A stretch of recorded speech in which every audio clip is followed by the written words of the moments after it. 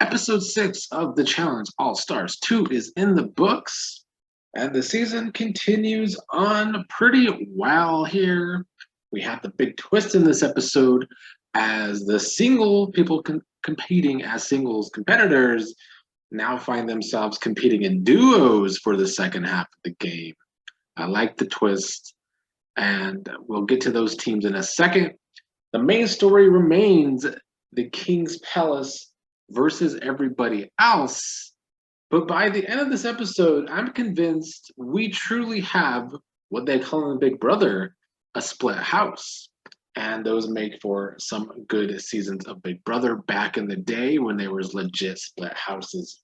People say season 20 of Big Brother was a split house, but it was pretty weak. But this could be a split house. We'll see how it continues to play out. If it is a legit split house, like I kind of figured it is, that kind of makes me annoyed that the game's in duos now, honestly, because I feel like that would play out better in singles than in duos. But I digress. So we start the episode with the King's Palace celebrating, at least the main members of Tech and Nehemiah and Alti and Melinda. I keep forgetting Melinda's name, honestly. I feel like her edit has been underwhelming and I keep forgetting her name. But anyway, the first part of this episode also kind of felt like the people that have had not a lot of edits this season were getting more screen time. Like Janelle and Tyler got more screen time in this episode. Melinda got more screen time in this episode. So I'm glad that they kind of at least are giving the under-edited people more screen time now with still a half a season remaining. I really feel like anybody could still win this game. But the daily was a classic survivor challenge where you have to dive for puzzle pieces and then put together a puzzle that is truly classic survivor. And so they had to pick teams. This is before they knew that the game was officially going to duos. So that left the official new duos to be Latarian and Kendall, Tyler and Jasmine, Nehemiah and Melinda, Brad and Jody, Casey and Kohutta, Tech and Ayana, Darrell and Janelle, MJ and Janae. So we saw Tyler. He had one of the main edits of this episode because this was his going away episode. We saw him struggling to find a partner in this challenge, and I kind of feel like that was maybe his game this season, unfortunately. And I talked about after the first episode how Tyler's a very underrated player in the past and should have played more than he has. And I hope we'll actually see him again. But I felt like in this season, maybe because he's been gone for so long, and maybe because there wasn't all stars already, and I feel like those players maybe have more like relationships. That I just feel like Tyler couldn't find his close relationships in this game, and that's why he struggled to find a partner. It ended up being Jasmine, who I think a lot of people don't want to partner with because in the past, although she has heart, she's not the best people in challenge. One of the best players in challenges. She's not. But one of the other main edits of the challenge was Kendall diving and hurting her ribs. Alti, they got through it despite her hurting her ribs. She finished the challenge with Alti. Tyler and Jasmine were very slow doing the puzzle, which is where Jasmine was supposed to help, and she didn't. We didn't get much from Nehemiah and Melinda. We did get a lot from Brad and Jody. They were shown destroying the challenge. Jody, clearly a comp beast.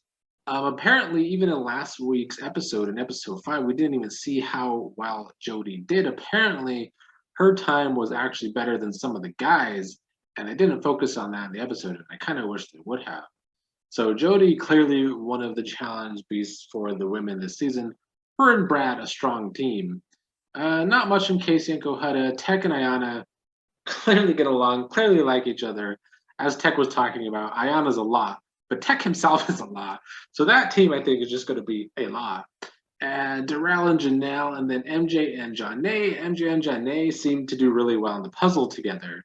So maybe a smart team there. I love that we even got Dio. We got Holy Diver in this episode. They played that song. Dio, a very underrated metal band, in my opinion. Good to hear them on a mainstream show after all these years. So that pretty much made up the challenge. After this challenge, they found out that they will be competing in duos from this point forward, and Brad and Jody, who beasted the challenge, become the winners of the challenge have to vote in 2 duos to go against the losers of the challenge, which was Tyler and Jasmine. Now, the way that the safety shields worked in this round is the people that had them could use them in this round to save themselves, which is what they ended up doing. It was a way for Tech and Ayana to really save themselves. And then Melinda had the other safety shield. She saved herself and Nehemiah. So Brad and Jody had no choice but to target somebody else from the King's Palace, which is Laterrian, challenge beast of his own. So it ended up being Kendall and LT having to go in against Jasmine and Tyler. However, Kendall really did legit hurt her ribs and had to be taken out of the game, which sucks for Kendall because she has been, both of these All-Star seasons, Kendall has been one of the best female competitors. Just can't seem to make it back to a final after being so one and done the first go round in her challenge past, playing a season, winning the season, then coming back after all these years for All-Stars. But it's unfortunate that she went out with an injury, and that gave Jasmine safety. So Jasmine didn't have to compete. She would just have to team up with the winner of Tyler and LT. And LT was throwing and pushing and dragging Tyler around in the pole wrestle elimination. Woo! LT beat up on fucking Tyler. Malice in the King's Palace is what I'm calling it because that's what it was. LT survives and will team up with Jasmine.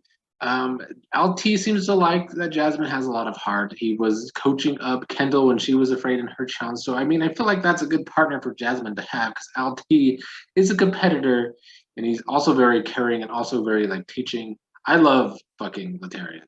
I think we were robbed of him being out of television all this time after only being on a season of Road Rules and then I think only one season of The Challenge because this man is great fucking television.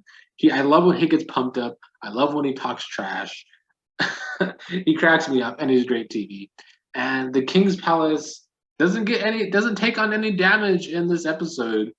And I was trying to figure out the math here because at first this episode tried to make it seem like the King's Palace is still outnumbered, and that could be the case because I was trying to do the math. From what we've been shown, the King's Palace only consists of Tech and Nehemiah and Melinda and LT, and then Ayana kind of on the outside of that is what we've been shown. But now she's like teaming up with Tech, so that's clearly she's gonna have to fucking jump on board the King's Palace completely, and so might have to Jasmine.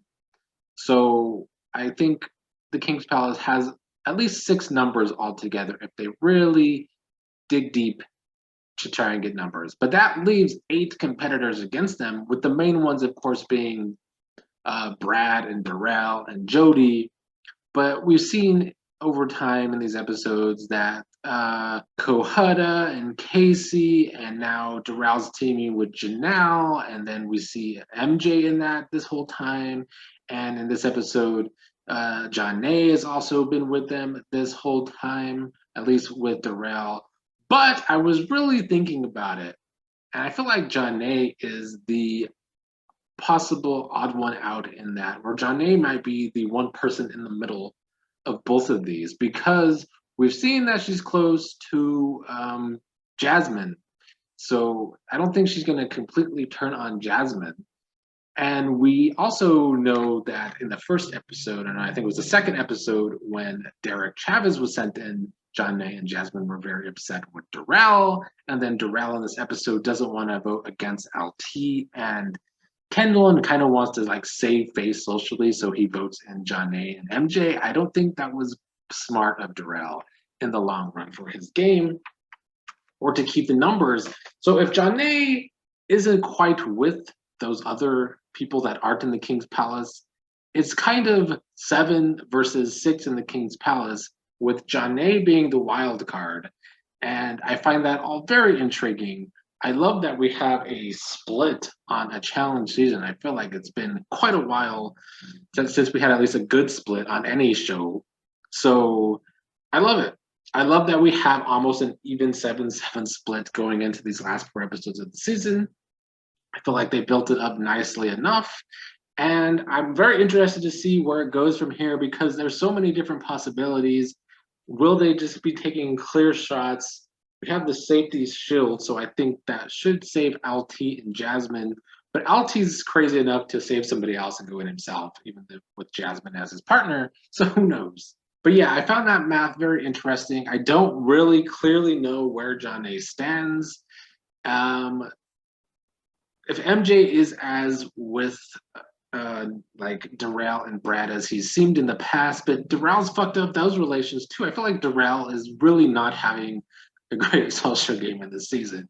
From what we've been shown, he's managed to he's playing this game trying to save face a lot. We saw this in the online battle. Players trying to save face a lot, and it comes back to bite them in the ass.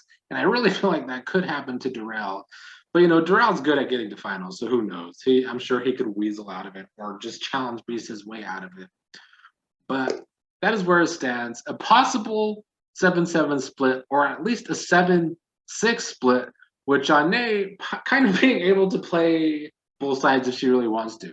And I do think she has the social capital to do that.